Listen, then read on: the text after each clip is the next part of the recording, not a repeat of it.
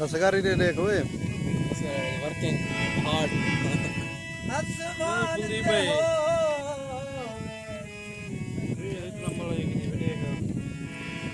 यार एक वेड़ा करना सारा खुली दिखा गलोला नहीं कर कट्ठा के मेरा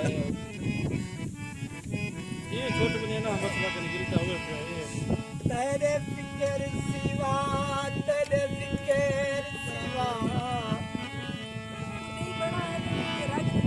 मेरी जान ज़बान तारे रूदी तो बना के ना एडी कड्डे कर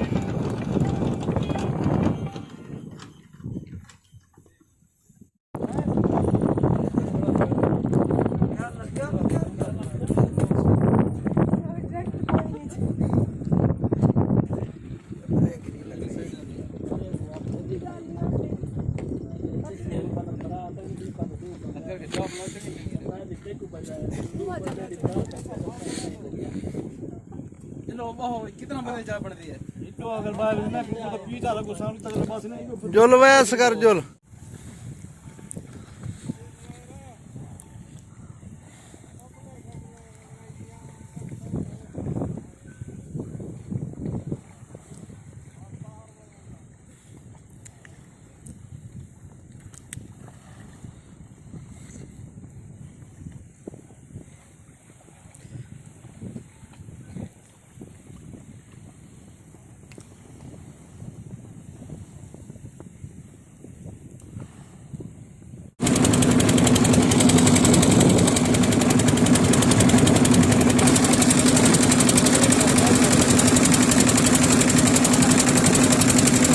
हाथ पकड़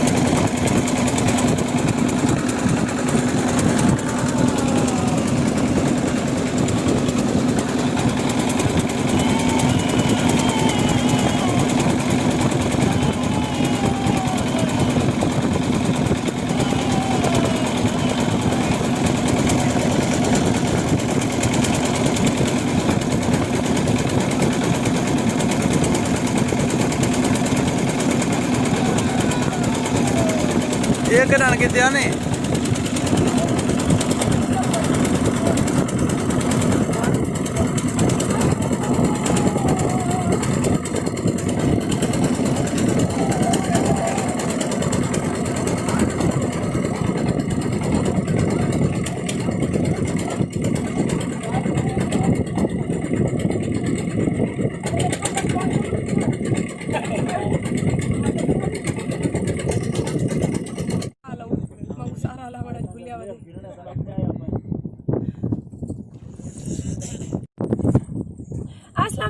मैं हूँ जےمیہوش, आप देख रहे हैं मेरा यूट्यूब चैनल मेरे नहीं नाम से।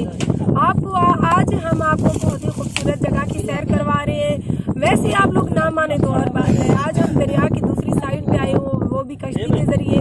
बहुत ही हम मज़ा कर रहे हैं, बहुत ही इंजॉय कर रहे हैं और हमारे साथ बहुत ही खूबसूरत गुलकार जावेद हसन साहब हैं, जैसा कि मैंने आपको लाइव दिखाया और लाइव उनकी आवाज़ सुनवाई। और हम इस टाइम इंजॉय कर रहे हैं।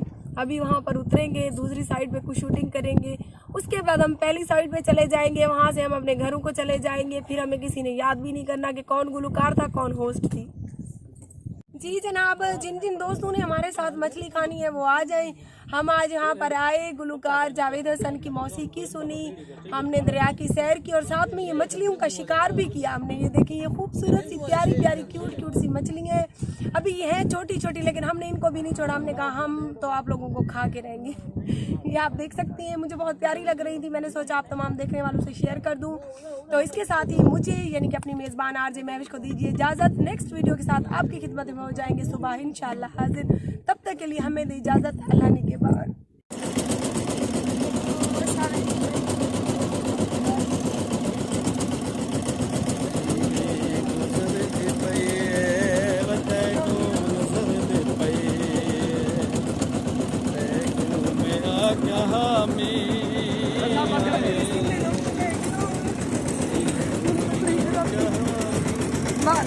जी दोस्तों, ये सन बहुत अच्छे भाई हैं, इन्हें दी कश्ती ते इन्हें सगो दरिया दी सैर करवाई, वो भी फ्री है।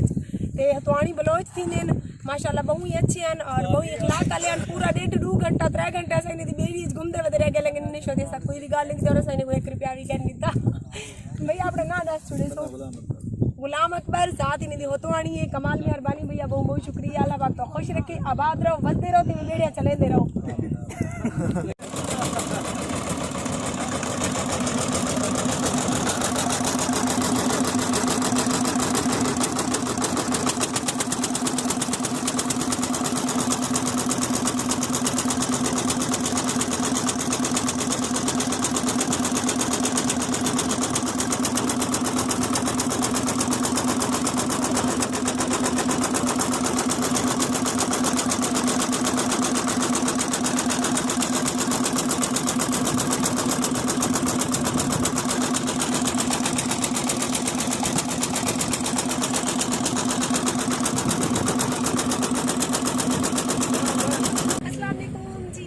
जےمیہوش ते मेरे नाल मेरी पूरी फिकर सराई की टीम ते असां वेंदे पे बेट वाले इलाके। अज दी वीडियो मिस ना करे सो ते देख सकते हो तुम लाइव मेरे नाल सारे कैमरामैन और ये सही असगर दा हैंड आले जे मुड़े ना ता सीधा रहे वजे ता सीधा मैं सीधा ही अगर मोड़े पीछे में थोड़ी खैर करे नहीं पीछे तो बेकार है, ये समझ मुड़ा ना तू तो मुड़े ना मुड़ा सीधे में नहीं भी मुड़दा मैं।